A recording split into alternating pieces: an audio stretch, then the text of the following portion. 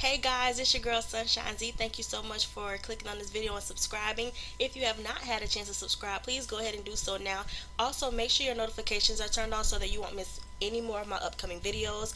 And this is going to be my second edition of their story. And today we're going to be doing the story of Brice Russell. So I hope you guys enjoy it and thank you so much. On January 1st, 2018, Jack Jr. Montgomery called 911 to report that his 7-year-old stepson, Brice Russell, was not waking up despite his attempts to get him out of bed.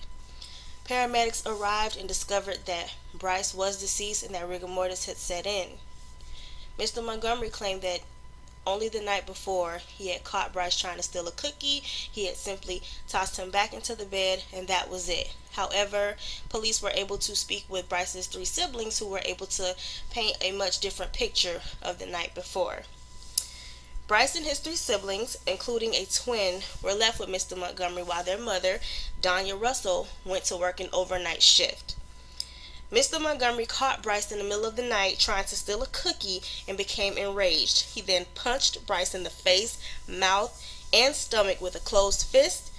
He then threw him all around the hotel room, including throwing him up against a cabinet that was pretty much nailed to the wall, causing his mouth and nose to bleed. Because of all of this ruckus, the other siblings woke up to see what was going on, and at that time they were then forced and demanded to attack their brother as well. Only one of the siblings did actually strike Brice, but I do not blame that child because they were forced to, because Mr. Montgomery informed them that if they did not, they too were going to get beaten. A hotel employee heard all of the commotion and heard Mr. Montgomery saying, "Kick the kid, punch him, throw him over here, bring him over here." They called the police immediately. By the time the police arrived and they got there, Mr. Montgomery calmly answered the door and informed them that the loud music that the neighbor or the employee had reported was what they had heard. No children were being harmed. In fact, he was in there with his children, who all happened to be asleep. He then opened the door so that the cop could peer in, and what he saw appeared to be 4 children just sleeping in the bed. So he decided to write it off as, no incident, case closed, and he went on about his day, only to have the police called back out there the very next morning when Mr. Montgomery finally decided to alert 911 that he could not get Brice to wake up.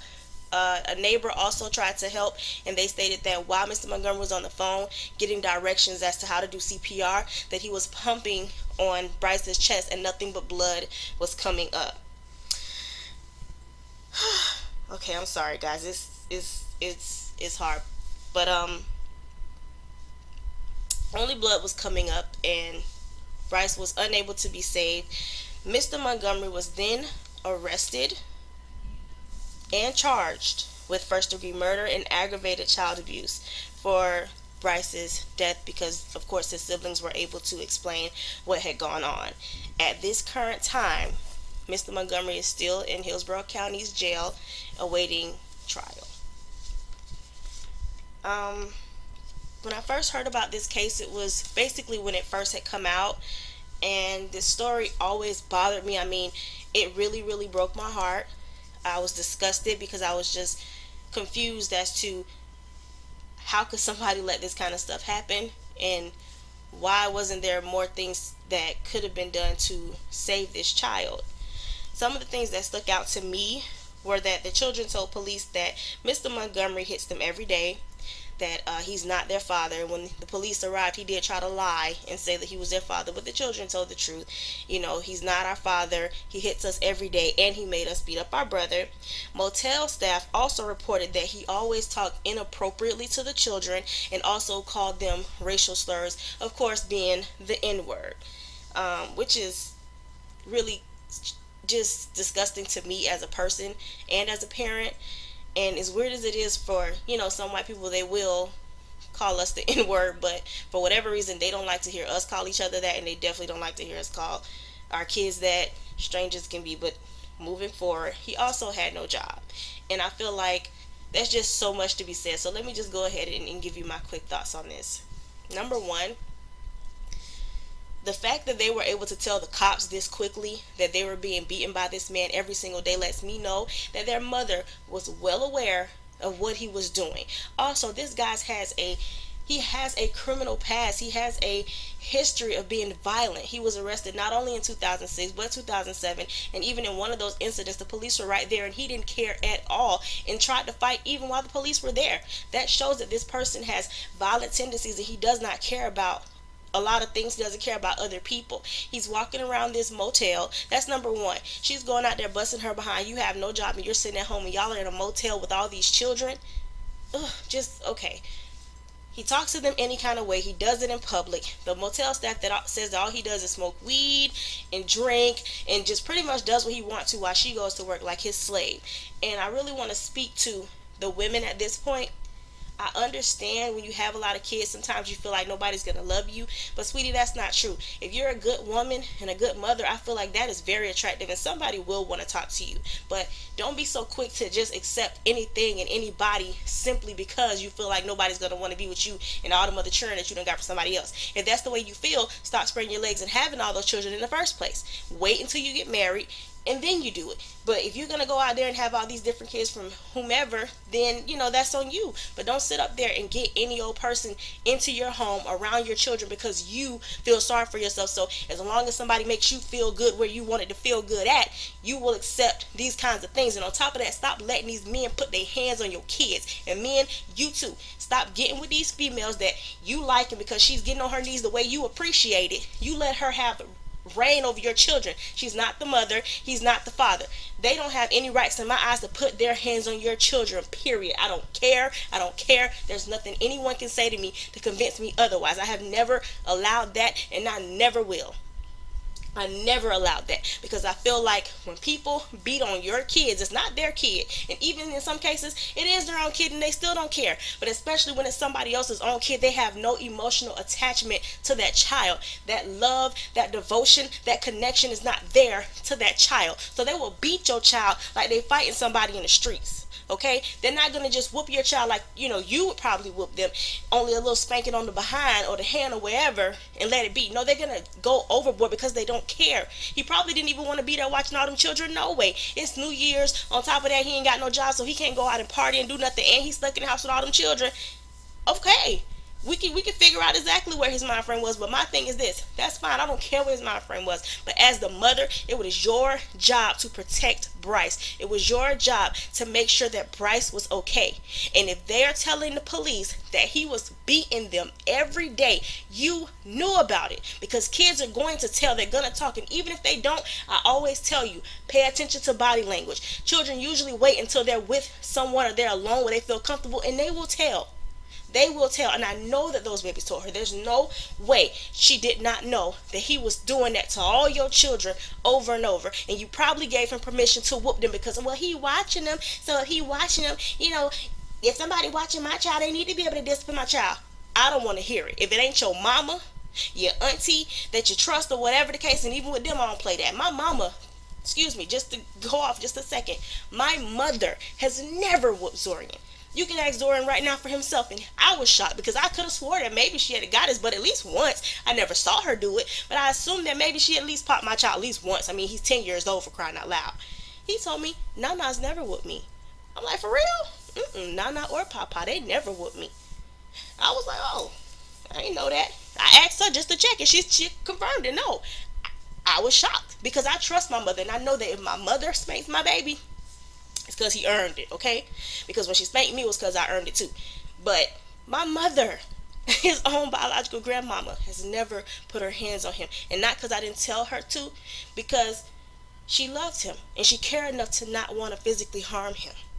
You guys cannot be sitting up here getting with people, and just because they dicking you down right or kissing it where you like it, you give them free reign to move into your house, eat up your stuff, eat up your children's stuff, and tell your children what they can and can't do, and put their hands on your children while you go to work like a freaking slave.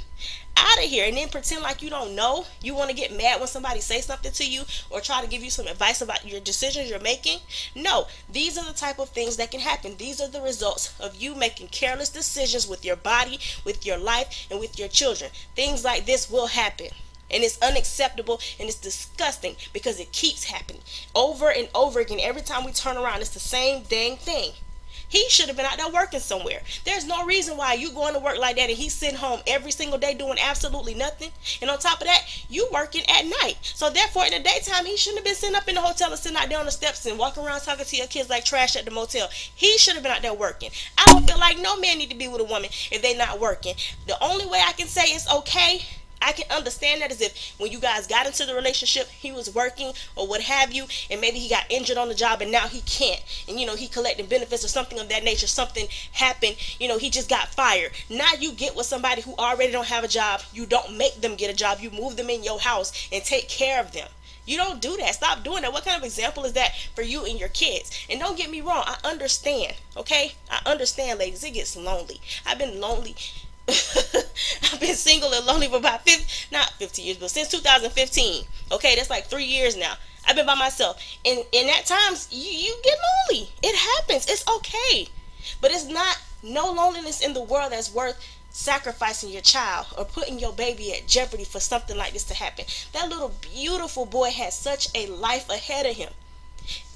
There's no telling what he could have been. There's no telling what he could have done. He was just gorgeous, just a beautiful little boy holding up, the little picture of him holding up his stuff. He's doing good in school. He's smart. There's no reason he should not still be here. There's no reason that the intervention shouldn't have been handled properly. And this is the one time I wish the police would have taken it further, because a lot of times we get mad with the police. Oh, you're stereotyping us and la la la la. You know what? I wish that night they would have stereotyped him. I really do, because I wish he would have stereotyped him enough to go in that room, touch those children, like wake them up and make them open their eyes or something like that. Because if he would have done that, then Brice possibly could have been saved, because I believe at that time he probably was just unconscious. And if he would have been rushed to the hospital, he may have been saved. Possibly, I'm not sure. But I really feel like if the cop would have been able to go inside and, check on them, Brice could have possibly been saved and still be here. And I'm not blaming the cop at all, because he did what he was supposed to do. He went out there, he asked the questions, he saw the children, he thought he did the right thing. And I'm not blaming the cop at all. I blame all of this on Mr. Montgomery, and I blame it on Miss Russell. I blame it on Mr. Montgomery because he's the one that beat those children. He is the one who beat Brice to death. He is the one who was abusing them and mistreating them, and he is the one that ultimately caused Brice's death. But I also blame the mother, because you left this person continuously around your children knowing what he was doing to them. I will never accept that you don't know. Y'all know. Mothers know. We know. You can tell. Even any little change you see in your child, pay attention to that. Start asking questions. Start prying. There's always a sign. It's just too often we ignore the signs, and sometimes we just don't even pay them no attention because you got everything else on your mind. I understand it's hard out there being a mother. I do. I'm a single mother, and it does get hard. But there's no pain that I could think of that would pain me more than to know that somebody that I trusted took my baby away from me. That I left my baby with somebody who took his life away while I wasn't there to protect him. That would kill me. That would tear me up. I would not want to even live anymore, because I would blame myself probably to the grave. And I don't wish that on nobody. And I'm not trying to be disrespectful to anybody with this video. I'm not trying to be disrespectful to the siblings or anyone like that. But I am going to speak the truth. And I really feel like this baby's murder could have been avoided, and it did not have to happen like this. I hope that all of you guys take a message from this and, just talk to your children and make sure that you're paying attention. Like I said before, parenting does not come with the manual. It does not come with the step-by-step instruction of how to be a good parent. We pretty much learn as we go. But always make sure that you're as attentive as you can be, and try to make sure that the people that you leave your babies around have the best interest at heart for your babies, that have genuine concern, care, and love for your children, and won't do anything to purposely, physically, or emotionally hurt them. Thank you guys so much for joining me. I do apologize for this being a little late, but I say better late than never. And I will be back again next Saturday on time with another Their Story. And I pray that little Brice Russell rests in paradise and know that he's never, ever forgotten. Thank you for watching. Bye.